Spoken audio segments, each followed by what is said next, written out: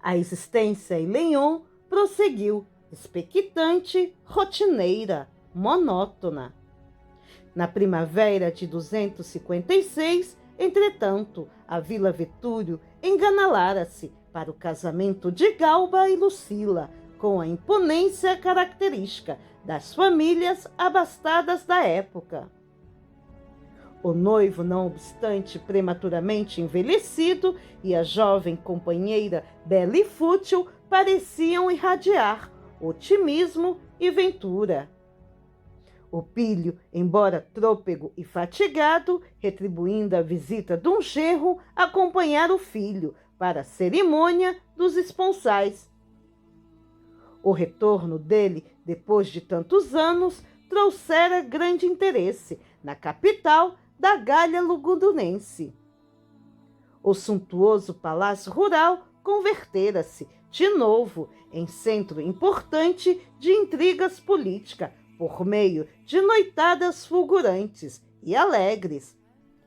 Cada vez mais próspero nos negócios materiais, o velhinho instituíra vultosas dádivas à pobreza, em homenagem ao consórcio da primeira neta. Festas expressivas foram organizadas por vários dias, destacando-se a grande naumaquia nos jardins da herdade, levada a efeito com inexcedível esplendor. Nota: naumaquia. Representação de um combate naval entre os antigos romanos. O encanecido sogro desdobrava-se em gentilezas por fazer-se amável com o enteado. Mas, ao contrário do que sucedia com Helena, imperturbável e feliz com a realização do sonho que lhe atormentava a ambição materna, Tassiano não sabia como esconder a preocupação e a tristeza que lhe amarfanhavam o espírito. É que Blandina definhava sem motivo justificado. Possuída de incompreensível melancolia, a menina, por vezes, passava horas e horas na câmara de repouso, a pensar e pensar. Não valiam conselhos, nem pareceres médicos. Pálida, estiolada, dava a ideia de viver, mentalmente, a enorme distância de si mesma. Compareceu às solenidades dos esponsais, agarrada ao braço paterno, apesar da desaprovação de Helena, que, diante do rostinho ossudo e descolorido, não tinha coragem para forçar determinações. Percebendo-lhe a debilidade orgânica e talvez para ser agradável aos filhos, o avô Vetúrio, assim que os nubentes se ausentaram em direitura à capital do império, propôs a mudança temporária da família para as baias, no Golfo Maravilhoso de Neápolis, onde possuía confortável residência de recreio. Nota do autor espiritual. Baias, hoje Baia, Nápoles. O sul da Itália operava milagres e a amenidade do clima restauraria as forças da doentinha. As excursões pelas praias próximas e as visitas periódicas que poderiam efetuar à ilha de Capri, certo, lhe renovariam as cores. Deixariam a Vila Vetúrio sob a responsabilidade de Teódulo, uma vez que ele também seguiria o genro e a filha. Sentia-se entediado do turbilhão citadino. Tinha sede da natureza. Entusiasmado, pediu que a viagem não sofresse delongas. Estava convicto de que a saúde da netinha reclamava providências imediatas. Em razão disso, nada surgiu que adiasse a realização. Garbosa galera, em breve tempo, conduzia a família para a estação indicada, na época um dos mais concorridos centros termais da Itália. A viagem corria calma. Tassiano e a filhinha rejubilavam-se, por toda parte com os painéis sublimes da natureza, mas Helena, invariavelmente pródiga em complicações e inutilidades, rodeava-se de todo um séquito de camareiras, costureiras, cantores e bailarinos que lhe afugentassem os ócios. Asseverava que a beleza da costa neapolitana outra coisa não era, senão enfadonha quietude e, forrando-se ao sacrifício para satisfazer os caprichos do pai e as necessidades da filha, projetava festividades e aventuras com que se desvencilhasse do tempo. Embalde, Anacleta, agora de cabelos brancos e visivelmente fatigada, buscava induzi-la ao descanso. A matrona, cujos encantos juvenis foram sempre conservados com elixires e ungüentos, gargalhava a zombeteira. Acreditava que os deuses mantinham inalteráveis a saúde e a alegria de quantos se dispusessem a cultivar o otimismo e a dominação. A vida era propriedade dos mais fortes. A felicidade consagrava aqueles que calçassem os fracos e os ignorantes sob os pés. Repetia comumente. Os viajantes e a comitiva atingiram o Golfo Esplêndido, sem novidades dignas de menção. O domicílio de Vetúrio, em Baias, admiravelmente cuidado por mãos amigas, era um palacete em miniatura que trepadeiras floridas ocultavam à frente do mar. Ali, a alma e o corpo obteriam surpreendentes recursos de recuperação. O espetáculo das águas azuis azilavam inúmeros barcos de pescadores em melodiosas cantilenas que o vento sussurrante e doce espalhava pelas redondezas em milagroso refrigério. Enquanto Tassiano providenciava o reajuste de duas pequenas e confortáveis embarcações para o contato mais íntimo com a natureza, Helena determinava medidas para que as viaturas da residência fossem devidamente renovadas, a fim de entregar-se aos velhos hábitos de vida social intensiva. Para o genro de Opílio e para Blandina, transformaram-se as excursões em uma cadeia de encantamentos. Na ilha de Capri, demoravam-se horas a fio, junto ao soberbo e impressionante palácio de Tibério, Vila Jovis, que o tempo estragava impiedoso, multiplicando adoráveis passeios pelas grutas, pelos cismos de Anacapri ou pelas outras belas vilas construídas ao tempo do famoso imperador. Enlevados, visitaram todas as povoações que marginavam o Golfo, conhecendo-lhes os costumes e associando-se-lhes à vida singela. De outras vezes, contornando o Cabo Miseno, vagueavam pela costa, admirando os reflexos do sol poente no seio safirino das águas ou as cintilações prateadas do luar nas praias bafejadas pelas rendas ondulantes de espuma. Certa feita, contrariados pelo vento forte, abordaram praia diferente. O casario de Neápolis erguia-se diante deles. Embora o firmamento se mostrasse calmo e sem nuvens, Tassiano julgou prudente desembarcar. O crepúsculo não tardaria. Ele e Blandina poderiam exercitar resistência em caminhada mais longa.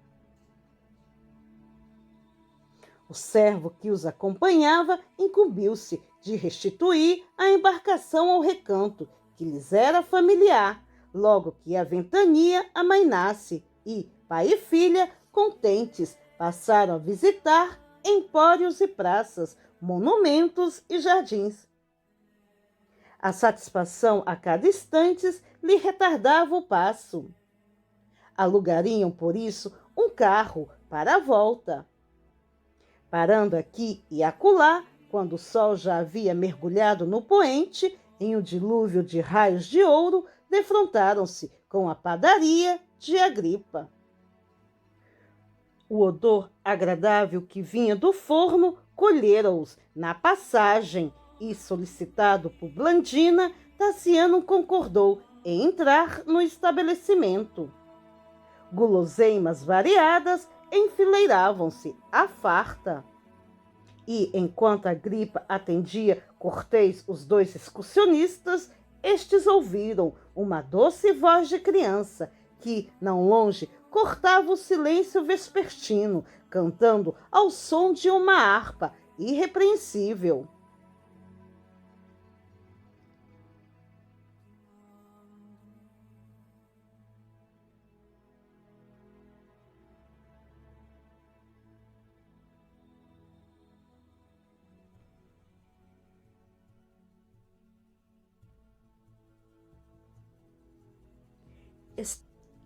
Estrelas, ninhos da vida, entre os espaços profundos, novos lares, novos mundos, velados por teno véu.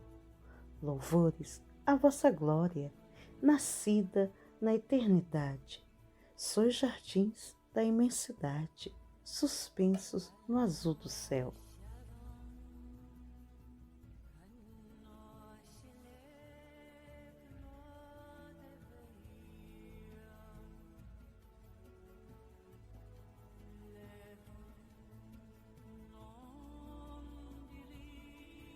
Dizem-nos que tudo é belo, dizem-nos que tudo é santo, ainda mesmo quando há pranto, no sonho que nos conduz. Proclamai a terra estranha, dominada de tristeza, que em tudo reina beleza, vestida de amor e luz.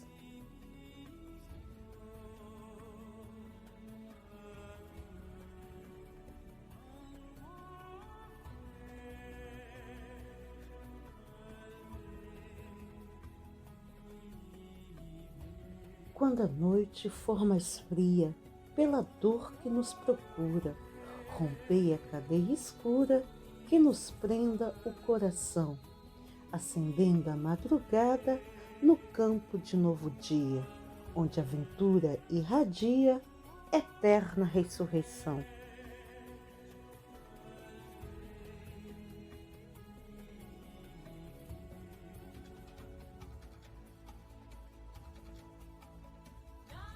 Dai consolo ao peregrino que segue à mercê da sorte, sem teto, sem paz, sem norte, torturado, sofredor.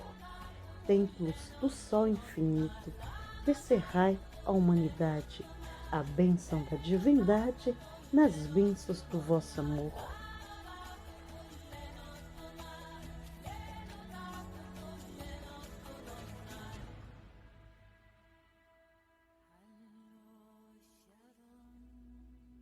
Estrelas, ninhos da vida, entre os espaços profundos, novos lares, novos mundos, velados por teno véu, louvores à vossa glória, nascida na eternidade. Sois jardins da imensidade, suspensos no azul do céu.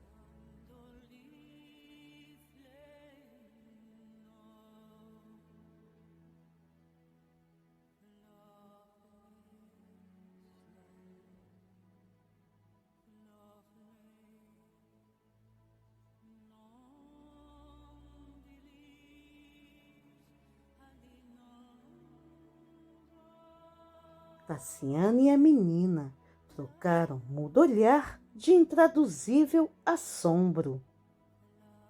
O hino sofrera modificações, mas era o mesmo. Estáticos recordaram o crepúsculo inovidável sobre o Rodano, quando penetraram a casa de Basílio pela primeira vez. De quem é aquela voz? Quando o cântico terminou, o patrício, muito pálido, dirigiu-se a Lúcio Agripa, interrogando: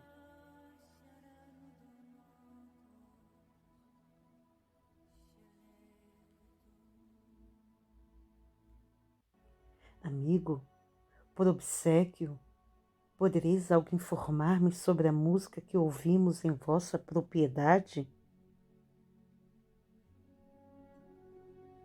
O interpelado sorriu bondoso e esclareceu: Ilustre senhor, é a voz de um menino que canta para uma pobre mãe que agoniza.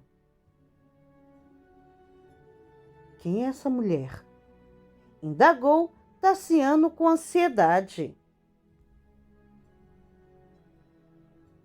É uma servidora cega que permanece em nossa casa há 3 anos e que faz meses acamou-se, absorvida pela peste de longa duração. Agora está no fim. De semblante mármore, o patrício tomou a pequena mão da filha e pediu acesso ao local em que a doente se demorava. Ante aquele olhar suplicante e sincero, Agripa não vacilou. Tomando a frente, guiou os visitantes entre curtas aleias de arvoredo até pequenino e arejado quarto, nos fundos. A janela aberta deixava escapar as notas harmoniosas de instrumento bem afinado. Tassiano atravessou a porta com o coração precipite.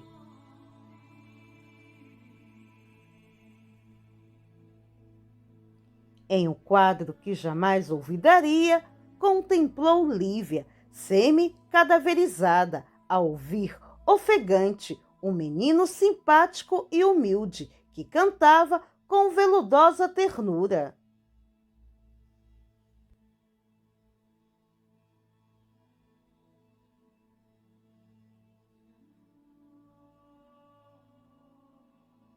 Lívia!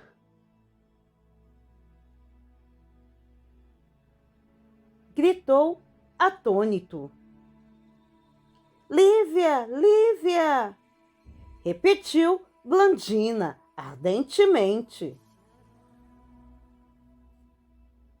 A enferma esboçou inexpressível sorriso no semblante calmo, estendeu as mãos, murmurando entre lágrimas: Enfim, enfim!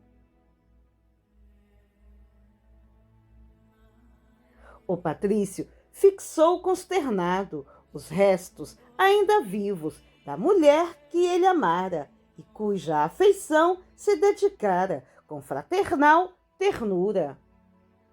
Os olhos apagados imprimiam amarga vaguidade ao rosto triste que mais se assemelhava agora à delicada máscara de marfim, emoldurada pelos bastos fios negros da cabeleira que não se modificara.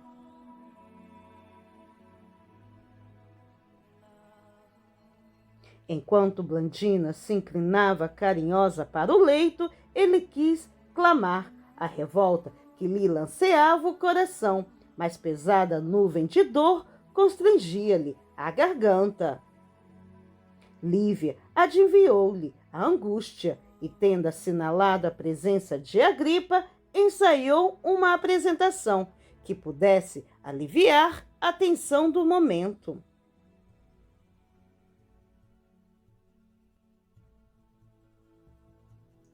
Senhor Lúcio, exclamou, eis os amigos que esperei tanto tempo. Deus não permitiu que eu morresse sem abraçá-los pela última vez. Quinto Celso terá, doravante, nova família.